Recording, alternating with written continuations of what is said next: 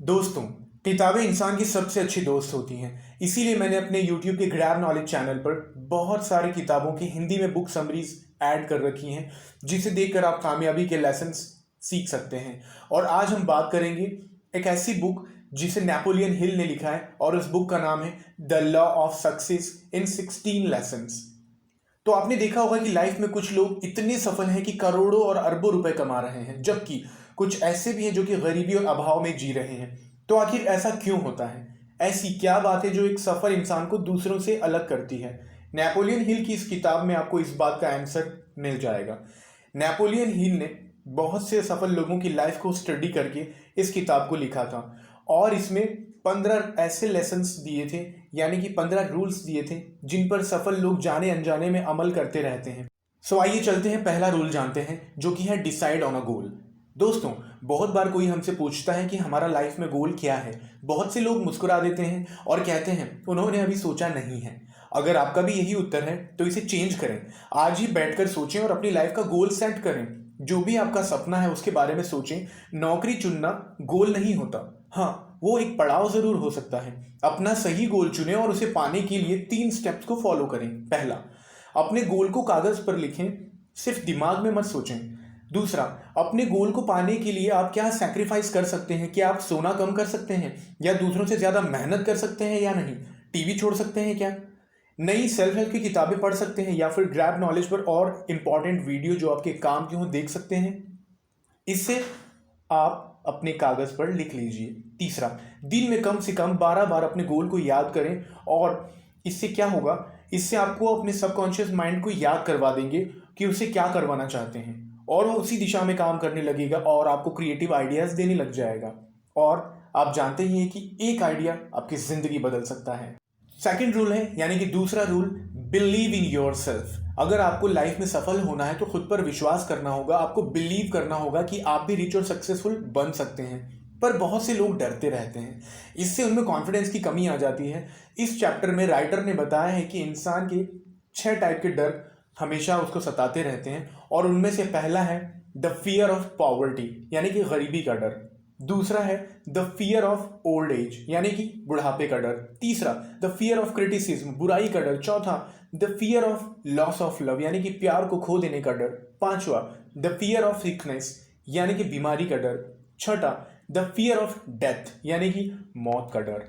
दोस्तों, अगर आपको भी ये डर सताते हैं तो हमेशा खुद को पॉजिटिव ऑटो सजेशंस दें, जिससे सेल्फ टॉक यानी कि खुद से बातचीत करना भी कहते हैं। हमेशा पॉजिटिव बोलने से ये डर खत्म हो जाएगा और आपका कॉन्फिडेंस बढ़ जाएगा। हमेशा अपने डर का सामना करना सीखें, इससे जीत आपकी ही होगी। अगर गिरने के डर से आप साइकिल चलाना छोड़ देते तो क्या आप साइकिल सीखने में सफल हो पाते? तो यही एटीट्यूड रखकर अपने गोल की तरफ बढ़ें। आप 1000 बार गिरेंगे, लेकिन यकीन मानिए आप 1000 बार उठ भी सकते हैं। थर्ड रूल, यानी कि तीसरा रूल कहता है get in the habit of saving. बहुत से लोग पहली सैलरी आते ही महंगे आइटम्स लेने लग जाते हैं, जिससे उनके खर्चे और भी बढ़ जाते हैं। जैसे गाड़ी की वजह से हमेशा पेट्रोल के लिए खर्च करना पड़ता है, घर के लिए लोन भरना पड़ता है। इससे लोग कभी भी सेव नहीं कर पाते और हमेशा गरीबी में ही जीते रहते हैं। लेखक ने, यानी कि राइटर ने, एक फॉर्मूला दिया है जिसमें बताया गया है कि आपको अपनी सैलरी का सही इस्तेमाल कैसे करना चाहिए। टोटल अर्निंग का 20% सेव करना चाहिए। टोटल अर्निंग का 50% घर के खर्चों में यूज करना चाहिए। टोटल अर्निंग का 10% एजुकेशन, यानी कि शिक्षा में, 10% एंटरटेनमेंट, ऐशो आराम में, और 10% आपको लाइफ इंश्योरेंस में स्पेंड करना चाहिए। मतलब आपको अपनी इनकम का 10% सेव करना चाहिए। अगर आपकी इनकम 40,000 है तो आपको 4,000 सेव करने ही चाहिए। तो दोस्तों, आप भी आज से इस फॉर्मूले का इस्तेमाल कीजिए। सेविंग से भी आप रिच बन सकते हैं। चौथा रूल कहता है बिकम अ लीडर। दोस्तों, वही लोग सफल हो पाते हैं जो लीडर की तरह सोच पाते हैं। क्या आप ऐसा करते हैं? एक लीडर की तरह काम करने के लिए आपको 2 चीजें करनी है। पहला, जो भी आपका गोल है उसे अचीव करने की डिटेल्ड प्लानिंग बनाएं। दूसरा, फिर उन स्टेप्स को अचीव करने के लिए एक्शन लें। जैसे अगर आपको सिंगिंग करना है तो आपको क्या करना होगा? पहले पेपर पर लिखना शुरू कर दीजिए कि आप क्या क्या करने वाले हैं। जैसे जाते ही एक छोटी सी जॉब करेंगे, प्रोडक्शन हाउसेस की लिस्ट बना लीजिए जहां पर आप जाकर ट्राई करने वाले हैं। इसके बाद लोगों से मिलना स्टार्ट कीजिए। 100 लोगों से मिलिए, 1000 से मिलिए, लेकिन मिलिए ज़रूर। बहुत से लोग यहीं मार खा जाते हैं। अगर 10-20 रिजेक्शंस आ जाएं तो वे रुक जाते हैं, हार मान लेते हैं। ऐसे कभी सफलता नहीं मिलती। हज़ारों रिजेक्शन होने के बाद भी मत रुकिए। तभी आप एक अच्छे लीडर की तरह काम कर पाएंगे और सफल हो पाएंगे। अच्छा लीडर कभी रुकता नहीं है, बल्कि हौसला रखकर बढ़ता रहता है। अगला रूल कहता है, यानी कि 5वां रूल, बी क्रिएटिव। सफलता पाने के लिए हमें क्रिएटिव बनना चाहिए। क्रिएटिविटी वैसे तो जन्मजात होती है, लेकिन ज़िंदगी के एक्सपीरियंसेस भी आदमी को क्रिएटिव बना देते हैं। जो दुख या सफरिंग्स हमें मिलते हैं, उनसे भी हमें नए आइडियाज़ आ जाते हैं। जब हमने प्रॉब्लम्स झेली होती हैं तो कई बार दिमाग में उसका सॉल्यूशन अपने आप आ जाता है। ऐसे ही किसी प्रोडक्ट की भी डिस्कवरी हो जाती है। क्रिएटिविटी बढ़ाने के लिए ऐसी चीज़ें सोचें जो आज तक किसी ने ना की हो। हमारे आसपास ऐसे काफ़ी सारे एग्जाम्पल्स हैं जिनसे क्रिएटिविटी पता चलती है, जैसे कि Facebook, WhatsApp, Instagram, YouTube, Twitter, OYO, Ola, Uber, Instagram influencer या फिर यूट्यूब कंटेंट क्रिएटर। तो आप भी अपनी क्रिएटिविटी बढ़ाएं, लेकिन जिस तरह तानसेन बनने के लिए पहले कानसेन बनना पड़ता है, वैसे ही आप जितना हो सकता है अच्छी किताबें पढ़ें, या फिर ग्रैब नॉलेज के ऊपर आपको ऐसे बहुत सारे वीडियोस हैं जो आपको इंस्पायर करेंगी और लाइफ की नई लर्निंग्स देने वाली हैं। अगला रूल है, यानी कि 6th रूल, बी एंथुजियास्टिक। कोई भी काम हो उसे जोश के साथ करें। बहुत से लोग काम का नाम सुनते ही चेहरा लटका लेते हैं। जब आप अपने काम में रुचि ही नहीं रखेंगे, इंटरेस्ट ही नहीं लेंगे, तो कंप्लीट कैसे होगा, पूरा कैसे होगा, फिनिश कैसे करेंगे उसे। इसके लिए अपने काम को छोटे छोटे स्टेप्स में बांट लें, बीच में छोटे से ब्रेक लेते रहें, काम को मज़ेदार बनाएं, उसमें हंसी मजाक डालें और हमेशा बोलते रहें खुद से, I love my job, I love my job, I love my job. अगला रूल है 7वें नंबर का rule. 7th rule is develop self control. आत्मसंयम सीखें, पेशेंस रखें। जोश से काम करने से काम फास्ट और इजी हो जाता है, लेकिन सेल्फ कंट्रोल उसे सही डायरेक्शन में रखता है। जैसे कि सुबह जल्दी उठें, कहीं भी जाना हो तो टाइम से पहुंचे, काम को अधूरा मत छोड़िए, टाल मटोल मत करिए, बंक मत मारिए, गॉसिप मत करिए, फालतू का टीवी मत देखिए, यूट्यूब और इंस्टा पे शॉर्ट्स और रील्स मत देखिए बिना मतलब, सोशल मीडिया से चिपके मत रहिए। ये सब काम हैं जिन्हें करने या न करने के लिए आपको सेल्फ कंट्रोल रखना होगा, तभी सफलता मिलेगी। अगर कोई राइटर सारा दिन टीवी देखता रहे तो क्या वो कभी कोई बहुत बड़ा सा नॉवेल लिख पाएगा? या कोई सीईओ टाइम से ऑफिस ही न जाए तो क्या वो बड़ी कंपनी बना पाएगा? लाइफ में सफल होने के लिए कभी कभी सीरियस होना पड़ता है, आपको सेक्रीफाइस करना पड़ता है चीज़ों के लिए। और एक बार अगर आप सफल हो जाएं, फिर जैसे चाहें वैसे लाइफ जी सकते हैं। 8वां rule, do more than you are paid for. पैसों के लिए कभी काम मत कीजिए, बल्कि सीखने के लिए कीजिए। मान लीजिए अगर आपको कोई बड़ी कंपनी बनानी है और अगर आप वैसे ही किसी कंपनी में जॉब कर रहे हैं, तो वहां पर ऐसे बर्ताव मत कीजिए जिससे लोगों को लगे कि आप सिर्फ पैसा कमाने आए हैं।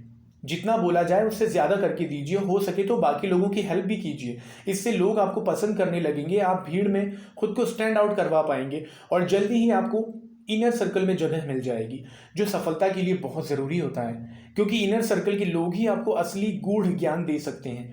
जैसे कि अगर आपको प्लेबैक सिंगिंग करनी है तो बहुत सारे लोगों के लिए पहले स्क्रैच सिंगिंग फ्री में करना पड़ेगा। इसके लिए बहुत कम पैसे भी मिलते हैं या कभी कभी हमको बिना पैसों के भी करना पड़ता है, लेकिन जिन्हें सफल होना है वे इसे भी मन लगाकर ही करते हैं। सबकी मदद करते रहें, अपने फेस पर हमेशा स्माइल रखें, ऐसे लोग जल्दी गोल पाने में सफल हो जाते हैं। 9th, develop a pleasing personality. सफल बनने में आपकी पर्सनालिटी भी अहम भूमिका निभाती है, इसीलिए आप अपनी पर्सनालिटी को डेवलप कीजिए।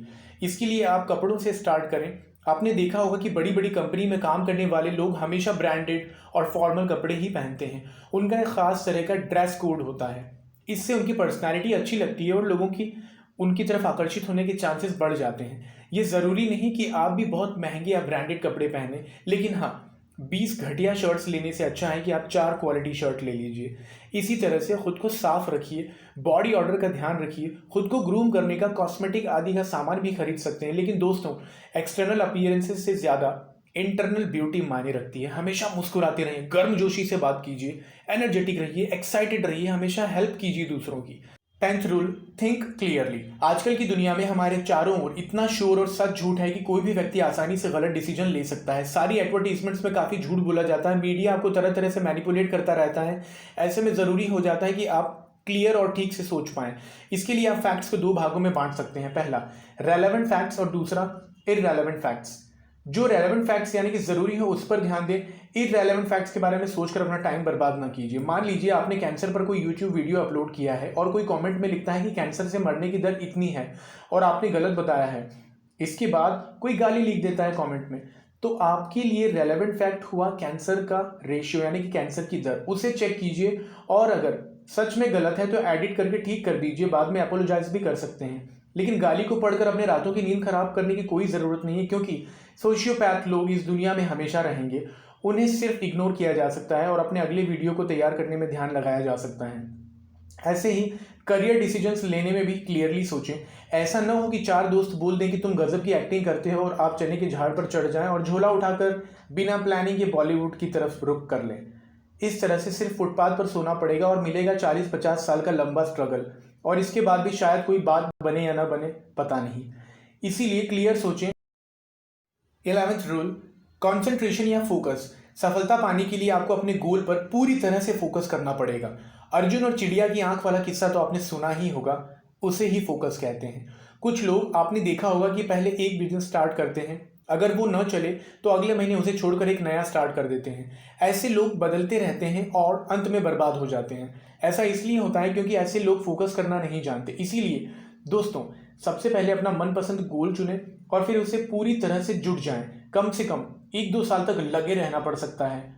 यूट्यूब कंटेंट क्रिएशन में भी ऐसा ही होता है। एक रिसर्च के अनुसार 95% यूट्यूब कंटेंट क्रिएटर्स फेल हो जाते हैं। ऐसा इसलिए होता है क्योंकि यूट्यूबर्स कंटेंट पर फोकस नहीं करते। कभी एसईओ करने लग जाते हैं तो कभी सोशल मीडिया पर प्रमोट करने लग जाते हैं।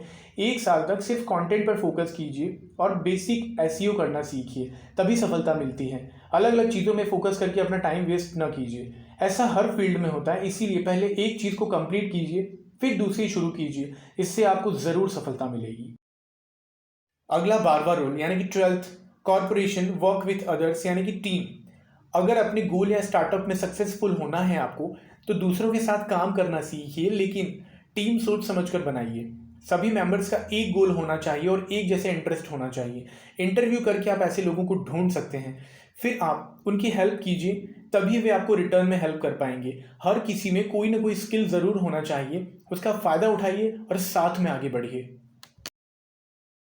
Rule number 13, failure, learn from mistakes. ऐसा कहा जाता है कि बिजनेस में कोई भी फेलियर नहीं होता, वे तो लेसन्स होते हैं, क्योंकि हर फेलियर आपको ये सिखाता है कि ये तरीका काम करेगा या नहीं। उन सबसे सबक लीजिए और फिर एक नया तरीका ढूंढिए। जैसे कि कोई भी नया स्टार्टअप पहले ही फंड रेज करने में जुट जाते हैं। Rather than focusing on fund raising, आपको फोकस करना चाहिए कि आप अपने स्टार्टअप को प्रॉफिटेबल बना पाएं, रेवेन्यू कैसे जनरेट कर पाएंगे। फंड रेजिंग का किस्सा बाद में आता है। ऐसे ही हर फेलियर कुछ ना कुछ सिखाता है, उससे सीखें और आगे बढ़ें। निराश होकर रुकिए मत, लगे रहिए। 14th rule, tolerance. दोस्तों, सहनशील बनिए, फिर चाहे वो किसी religion, caste, creed, gender, sexual orientation आदि किसी की भी बात हो। किसी की गलती पर जल्दी रिएक्ट न करें, हर तरह के व्यक्ति को अपनाएं, सबके साथ समान बर्ताव करें, स्टीरियोटाइप्स में मत फंसिए, तभी आप आगे बढ़ पाएंगे। संकुचित विचारों यानी कि कंजर्वेटिव माइंड वाले लोग कभी आगे नहीं बढ़ पाते। इसी तरह किसी से गलती हो जाए तो उन्हें सुधारने का मौका दीजिए। Now the time is for 15th rule, the last rule, the golden rule. ये रूल कहता है कि खुद के अंदर झांकिए, खुद में सफल बनाने की हिम्मत और जज्बा पैदा कीजिए। इस रूल को न समझने के कारण ही करोड़ों लोग असफल रह जाते हैं और लाइफ में कुछ बड़ा नहीं कर पाते। कोई सब्जी बेचने वाला या कोई चाय बनाने वाला जिंदगी भर सब्जी ही क्यों बेचता रह जाता है या चाय ही क्यों बेचता रह जाता है? क्योंकि वे अपने अंदर नहीं झांक पाते, ये नहीं सोच पाते कि वे भी सफल हो सकते हैं। जबकि ऐसे भी लोग मौजूद हैं दुनिया में जो कुछ बहुत बड़ा करने की हिम्मत रखते हैं। ऐसे लोग चाय की ही फ्रेंचाइजी चला रहे हैं और करोड़ों करोड़ों कमा रहे हैं। इसीलिए दोस्तों, आलस को छोड़ें, एक्शन लें और विश्वास कीजिए कि आप अपने गोल को अचीव कर सकते हैं। हो सकता है कि उसमें समय लगे, लेकिन अगर आप लगे रहेंगे तो सफलता एक दिन आपके कदम ज़रूर चूमेगी। दोस्तों, ये थी इस किताब की समरी। आपको ये कैसी लगी नीचे कमेंट में ज़रूर बताइए।